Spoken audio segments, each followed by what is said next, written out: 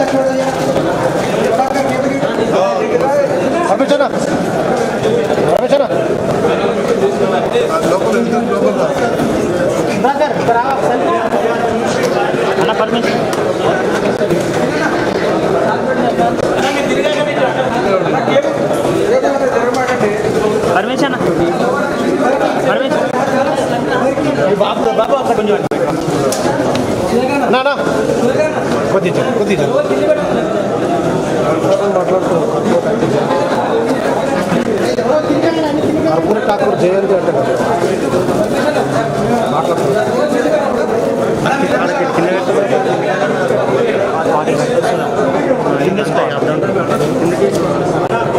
Wire రాదన్న wire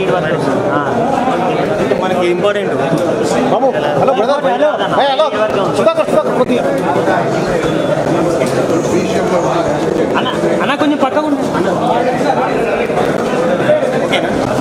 okay okay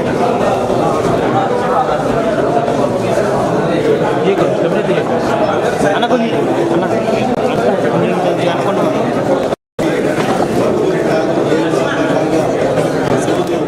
Bharatiya Janata party కార్యాలయంలో అఖిల భారత OBC Morcha అధ్యక్షులు రాజ్యసభ సభ్యులు అన్న లక్ష్మణన్న గారు నివాళులర్పించిన తర్వాత ఈ కార్యక్రమాన్ని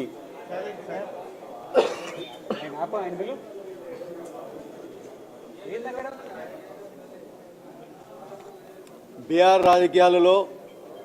ముఖ్యమంత్రిగా కాంగ్రెసేతర ముఖ్యమంత్రిగా పనిచేసిన కర్పూర్ ఠాగూర్ గారు జయంతి సందర్భంగా వాళ్ళకి నివాళులర్పించాము ఈరోజు. ఇప్పుడు అన్న డాక్టర్ లక్ష్మణ గారు మాట్లాడతారు.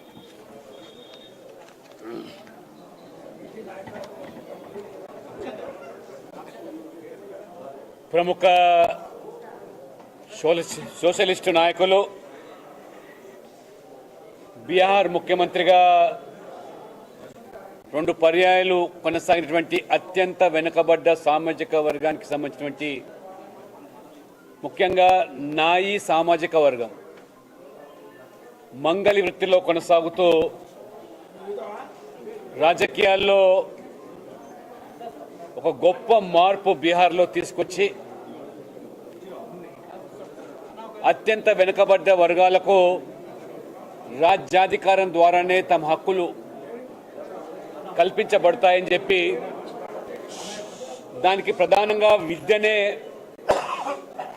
సముపార్జించుకోవడము లక్ష్యంగా వారు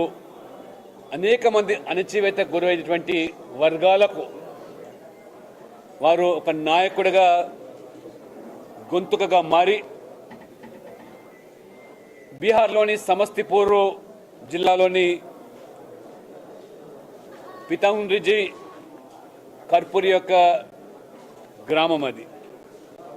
24 జనవరి 1924లో జన్మించినటువంటి ఈ యొక్క కర్పూరి ఠాకూర్ గారు ఈ సామాజిక అణిచివేత వివక్షలకు గురైనటువంటి వర్గాలకు వారు అండగా నిలబడి వారు రామ్ మనోహర్ లోహియా యొక్క సిద్ధాంతాలకు ఆకర్షితులై ఒక సోషలిస్టు నాయకుడిగా ఎదిగి ఏ రకంగా ఆ యొక్క ఆధిపత్య వర్గాల యొక్క అణిచివేయబడ్డటువంటి అందరినీ కూడా సమీకరించి ఒక గొప్ప మార్పు బీహార్లో తీసుకొచ్చినటువంటి గనుడు మరి కర్పూరి ఠాకూర్ గారు. కర్పూరి ఠాకూర్ గారు ప్రజల మధ్యలో ఉండే వ్యక్తి, ప్రజల కోసం పరితపించిన వ్యక్తి కాబట్టి అన్నిత్యం ప్రజలతో వారు గడిపిన వ్యక్తిగా వారికి జననాయక్ అనేటువంటి బిరుదు ప్రజల చేత వారికి పొందడము, వారు ముఖ్యమంత్రిగా ఉన్నప్పుడు యశ్వంత్ సిన్హా గారు ఏదైతే వారికి ప్రిన్సిపల్ సెక్రటరీగా కొనసాగారో కనీసం వారి ఫైలు సంతకాలు పెట్టించడాన్ని కూడా నాకు గగనంగా మారుతుంది. ప్రజలను ఛేదించి ముఖ్యమంత్రి గారి దగ్గరికి వెళ్ళే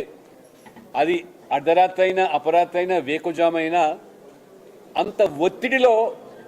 జన సముద్రంతో కలిసి పనిచేసినటువంటి మహనీయుడు. ఆధిపత్య కులాల యొక్క రాజకీయ ఆధిపత్యం నుంచి బీహార్ను విముక్తి చేయడంలో వారు ఒక నిరంతరం వారు చేసిన పోరాటం ఫలితము 1978లో వారు ముఖ్యమంత్రిగా దేశంలోనే మండల్ కమిషన్ సిఫార్సుకు ముందే ఆ రాష్ట్రంలో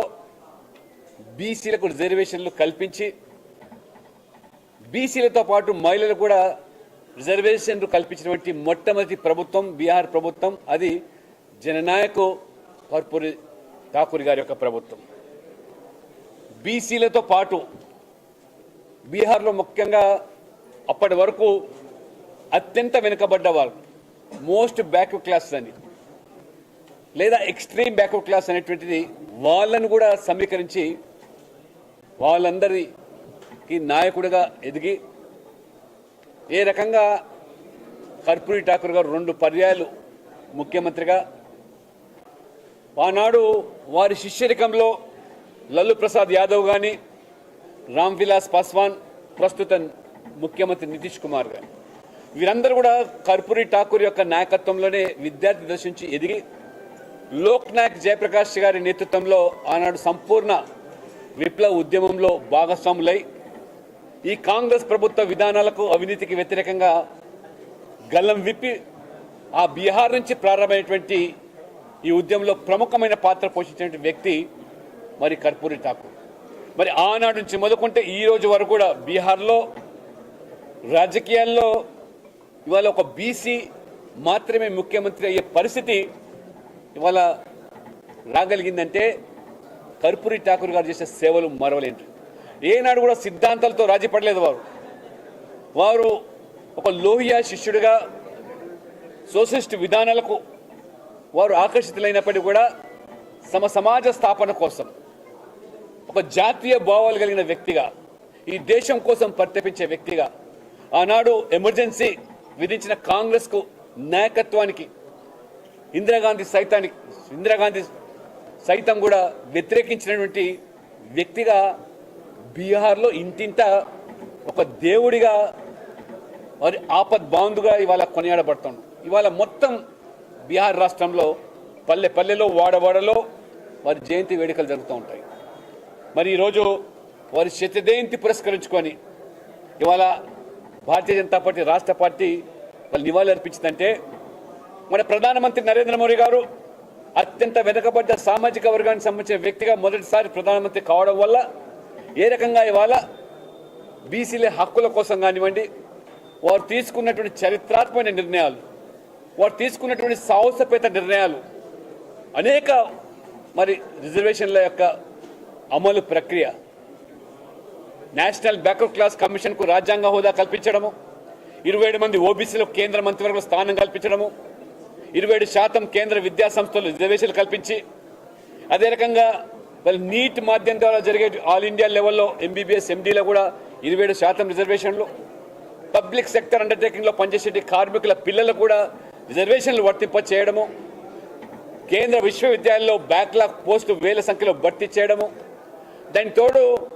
ఈ యొక్క బీసీ సామాజిక వర్గాలు కేవలం ఉద్యోగులుగా మాత్రమే వింపడడం కాదు, గొప్ప పారిశ్రామికవేత్తలుగా తయారు చేయడానికి ప్రధానమంత్రి వెంచర్ క్యాపిటల్ ఫండ్ కానివ్వండి,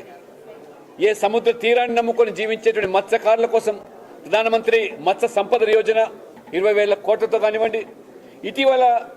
ఏ వర్గాలైతే కుల వృత్తుల మీద ఆధారపడి జీవించేటువంటి కమ్మరి, కుమ్మరి, వడ్రంగి, చాకలి, మంగలి వీళ్ళందరూ కూడా ప్రధానమంత్రి విశ్వకర్మ పేరు మీద ఒక బృహత్తరమైన పథకాన్ని ప్రవేశపెట్టి ఏ రకంగా వాళ్ళ జీవితాల్లో వెలుగు నింపుతున్నారో ఇవాళ నరేంద్ర మోడీ గారు ఇవాళ సిద్ధాంతాల నిమిత్తం లేకుండా ఇవాళ కర్పూరి ఠాకూర్ ఒక సోషలిస్ట్ విధానాలతో తన రాజకీయ జీవితాన్ని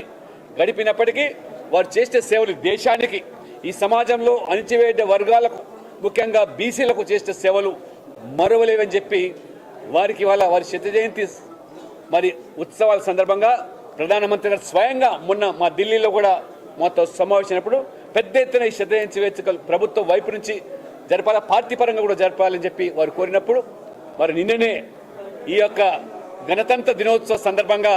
వారికి భారత రత్న బిరుదు ఇవాళ వారికి ఈ మోదీ ప్రభుత్వం వారికి ఇవ్వడం అంటే వాళ్ళ మొత్తం యావత్తు దేశంలో బీసీలను ఇవాళ గౌరవించడం అవుతుంది. బీసీలు కూడా అత్యంత వెనుకబడ్డ బీసీలకు ఆ గౌరవాన్ని కల్పించినటువంటి మన ప్రధానమంత్రి నరేంద్ర మోడీ గారికి ప్రత్యేకంగా భారతీయ జనతా పార్టీ కార్యకర్తలుగా లేదా వెనుకబడ్డ వర్గాల సామాజిక వర్గాలకు సంబంధించిన జాతుల వ్యక్తులుగా మనం ఇవాళ వారికి హృదయపూర్వకమైనటువంటి ధన్యవాదాలు నరేంద్ర మోడీ గారికి తెలియజేస్తుంది. ఇవాళ పార్టీలకు అతీతంగా ఇవాళ కర్పూరి ఠాకూర్ గారికి, జననాయక్ కర్పూరి ఠాకూర్ గారికి ఇవాళ వారు భారతరత్న అవార్డు ఇవ్వడం అంటే ఇది సామాన్యమైన విషయం కాదు. సమాజంలో ఏ రకమైనటువంటి బాధలు, ఏ రకమైనటువంటి కష్టాలు, ఏ రకమైనటువంటి వారు కృషి చేసి ఇవాళ ఒక ఔన్నత్యాన్ని బీసీలకు చాటి చెప్పిన వ్యక్తి బీహార్లో ఇవాళ బీసీలు తిరుగులేని రాజకీయం ఆధిపత్యం కొనసాగిస్తుందంటే అది జననాయక్ కర్పూరి ఠాకూర్ యొక్క పుణ్యమంచి. నిన్న ఈ అవార్డు కేంద్ర ప్రభుత్వం, మోదీ ప్రభుత్వం ప్రకటించిన తర్వాత స్వయంగా వారి కొడుకు రామ్నాథ్ ఠాకూర్ గారు, వారు రాజ్యసభ సభ్యులు, నా తోటి సభ్యులు, వారు పైపెచ్చు వారు నాకు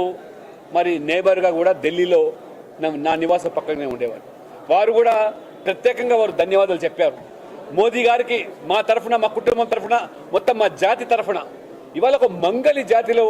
పుట్టిన వ్యక్తికి ఇవాళ మొదటిసారిగా దేశంలోనే, దేశ చరిత్రలోనే ఒక భారత రత్న అవార్డు ఇవాళ ఇవ్వడం అంటే అది మోదీ గారికే సాధ్యమైంది. మోదీ గారికి బీసీల పట్ల ఉన్న చిత్తశుద్ధిను ఇవాళ తేటతెల్లమైంది. కాబట్టి మనమందరం కూడా ధన్యవాదాలు మోదీ పేరు మీద కూడా అందరూ కూడా ఇవాళ మోదీ గారికి ప్రత్యేక ధన్యవాదాలు తెలియజేస్తూ ఆ రకంగా ఇవాళ సోషల్ మీడియా మాధ్యమంలో ఇవాళ బీహార్లో ఇవాళ కోడై కూస్తూ ఉన్నది. ఇవాళ మోదీ గారిని ఇంటింట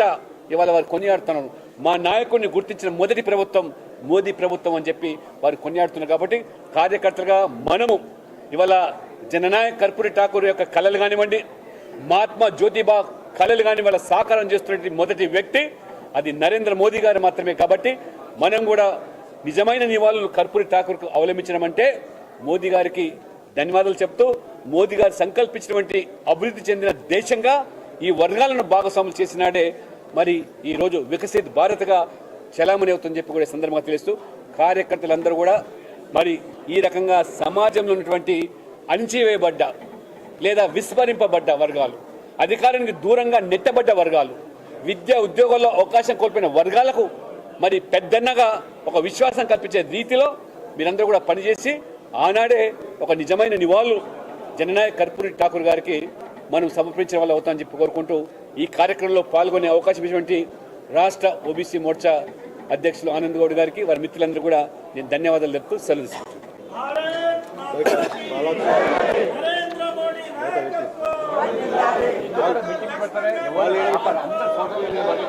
మీటింగ్ పెట్టి ముచ్చట పెడతారు. అక్కడ ఇక్కడ మినిమం కనీసం డిసిప్లిన్ లేకపోతే మోడీ గారు అన్న ఫాలో అప్ చేసుకో.